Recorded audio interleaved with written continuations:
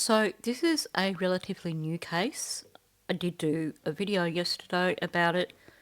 I also put out a members video where I gave a few more details which hadn't at that stage been verified.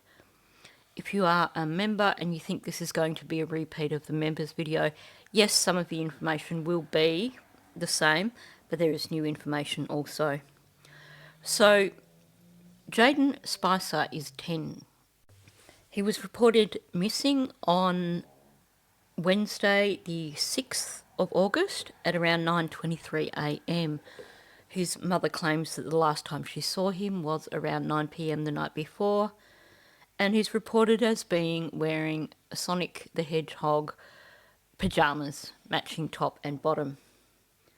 The story that is being put out there is that he wandered out of the house sometime through the night, sometime either during the evening of the 5th or during the early hours of the morning on the 6th. His mother said that she didn't want to be identified. She wanted to keep her identity private. And I know some people have said, well, okay, given the way these cases go, I can understand that. But to that I say, your child is missing. You should be front and centre in front of the camera and pleading for people to actually do something. Instead, she wrote a note which she shared with media, and I will be doing a video discussing that note, doing an analysis of that note, probably tomorrow at this point in time. Now, if your child is missing and you want to remain anonymous, you know that people are going to dig into who you are and dig into your background, and that's what people have done. And it turns out that his mother, Felicia Spicer, who also goes by the name of Felicia Gross, has a bit of a criminal record. She has previously been up on charges for child endangerment and wanton endangerment. And in fact, Jayden wasn't living with her until quite recently. He was actually in the custody of his grandmother, who unfortunately passed away a few months ago, and he ended up back in his mother's custody, living with her and her de facto partner. Turns out her de facto partner isn't necessarily such a nice person either.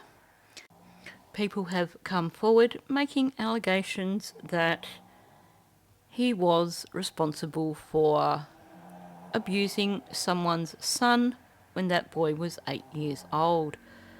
And the accusation is that he choked him, etc., and body slammed him on the couch one night. Given the amount of rubbish that is accumulated on the outside of the property, I'm going to take a stab in the dark and speculate that there may also be issues with rugs with the mother and the stepfather. Now, I have discovered the identity of the biological father. At this point in time, I'm not going to share any information about him. I haven't dug into him in any way, and he's not the one who had custody of this child at the time that the child went missing. So, other than the fact that for some reason these guys ended up being the choice for custody of Jayden after his grandmother passed away as opposed to his own father, other than that, I don't think there's a lot that can be said there. Now, thankfully, Jayden has two aunts who clearly care for him dearly and who are trying to organise searches for him and who are willing to come out and publicly speak to try and just get awareness for this case and try and bring Jayden home. And this post comes from one of his aunts. Her name is Chai. I'm not sure if I'm pronouncing that right, so I apologise if I am butchering it. And she has said here Jayden does have medical issues. Their house isn't directly near Panbowl Lake, but it's close to it. He requires sensitive care and gets scared easily. His sisters, cousins, aunt and uncle are severely devastated and praying for the best. I'm going to take a guess that perhaps her and his other aunt, Samantha, may well be his father's sisters. I could be totally wrong there, but she is referring to him, Jayden, having sisters, which clearly, I'm going to guess, are not living with his mother. Again, I'm speculating, but I'm thinking that given the circumstances, that were his sisters actually in his mother's custody, they probably would have been removed from the home by now. So his aunts did an interview together with one of the local media stations, so I'm going to play that because they give a bit more information and they also express their concerns regarding the disappearance. The search continues for a missing boy in eastern Kentucky tonight. 10-year-old Jayden Spicer was last seen earlier this week at his home on Panbowl Branch Road near Jackson. It's in Breathitt County. WKYT's Phil Pendleton talked to some relatives who are questioning why he suddenly disappeared. It's our top story at 6.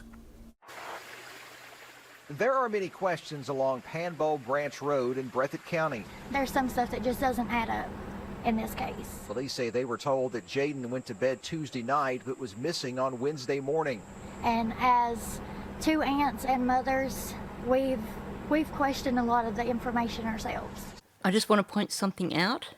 Either the mother and stepfather are not home and they've just left the dog there unattended outside, or they're there and that dog is an outside dog and doesn't get to be treated like part of the family. And a dog that age should be inside on a nice cosy bed, feeling comfortable and loved, not sitting out on an old rackety veranda where there's hardly any room for him to move. I have to say, when family come out this early on in a case and start saying things don't add up, that's when you need to pay attention. State police say numerous search crews have combed the woods and hilly areas, even using sonar underwater. There's been no solid leads, but they say they are leaving no stone unturned and looking into every possibility. He's a good boy. He's very sweet and loving. He is very hyperactive. He likes to be on the go. On the go 24/7.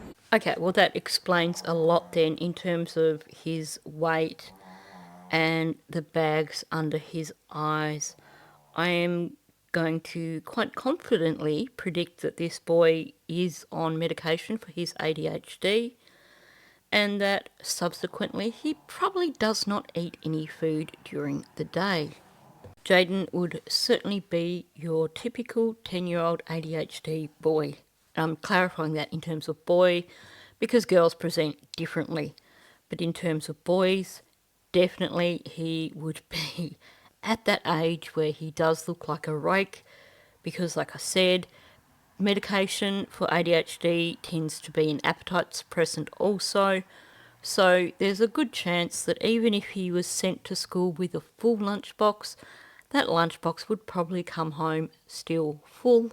He may become hungry when he gets home after school when the medication wears off, but through the day he's not going to eat anything. And of course those big bags under his eyes, another side effect of ADHD, particularly if you are medicated, because it makes it harder to sleep. Children with ADHD are notoriously challenging when it comes to getting them to sleep at night. And that goes for boys and girls. I can remember as a little girl the number of times I used to call my dad back into the bedroom of a night after I got sent to bed, basically for an excuse not to go to sleep. And it was usually something like, I need a glass of water, or I need this, or I need that. And I didn't really. It was just that whole stalling tactic. They say that he would never venture out in the dark and try to climb the rugged terrain that surrounds his home. He does not like insects at all. Or the dark. Them looking up in the hills, I mean, any child can go anywhere, but it just seems so unreal that he would go up there. They say Jayden can be hyperactive and that can be difficult to deal with, but they say this has been almost too much for them to handle. Well, that says it all, doesn't it? He's scared of the dark. He doesn't like bugs. And she's saying she doesn't think he would go up into that terrain. Meaning that he no doubt is your typical ADHD boy with major sensory issues. So no, he would not want to go hiking in that long grass. He would not want to go traipsing through the woods with scratching branches and things like that.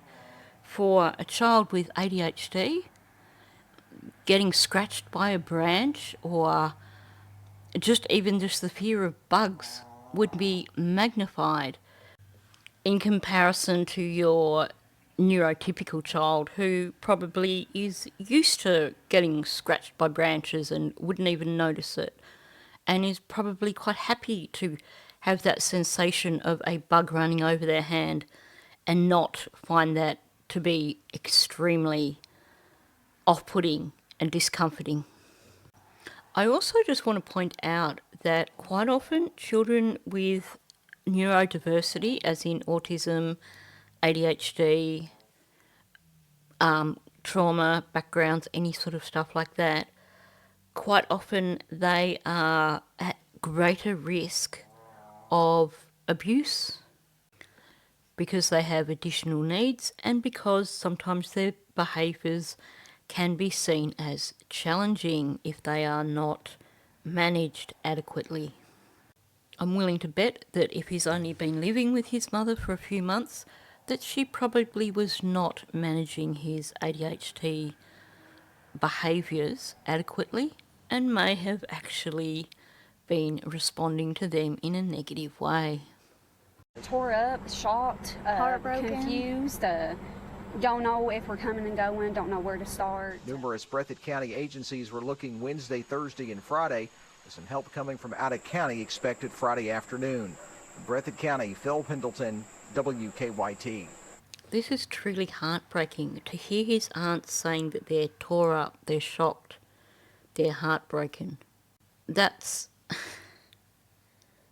I think they know in their hearts that Jayden's not going to be coming back.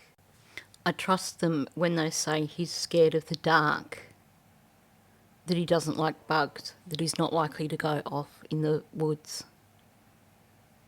I get it. For a child that has ADHD, those things are amplified tenfold. If he's scared of the dark, there's no way known he would have been going outside in the dark. If he doesn't like bugs, that tells you that he has major sensory issues, and the thought of one of those actually touching his skin would be on a trauma level for him. So there's no way known he would have gone wandering off into the woods. And he certainly wouldn't have gone wandering down that road in the dark. There's no streetlights there. It would have been pitch black. Just look at the terrain around the house, and the road continues like that for quite some distance before it hits another house. That kid did not walk out of that house on his own and vanish on his own. I really hope that the number of cars that you can see outside the property is an indication that they have basically closed it up and gone through that forensically with a fine-tooth comb. Because I'm going to say that I do believe that the answers lie in that house or around that house. I think the biggest question for me is, when was the last confirmed sighting of this child? And I hope that even if none of the houses on this road have cameras, that maybe the church at the beginning of the road has some sort of security camera and will have caught vehicles going up and down that road at whatever time of night. I think there's going to be the added challenge that there probably is no cell service at that end of that road, particularly given how hilly it is and how many trees there are around the area. So I think at this point in time we just need to be crossing our fingers and hoping that we have a little bit of divine intervention like we did in the Maddie Soto case. And of course I hope they have some damn good investigators too, And I hope those aunts have the strength to continue to speak out for Jayden, because I think this case is going to need to be kept out there in the public eye to make sure that investigators are doing everything possible to bring this to a resolution. So on that note, thanks for listening. If you are new to my channel, please do subscribe.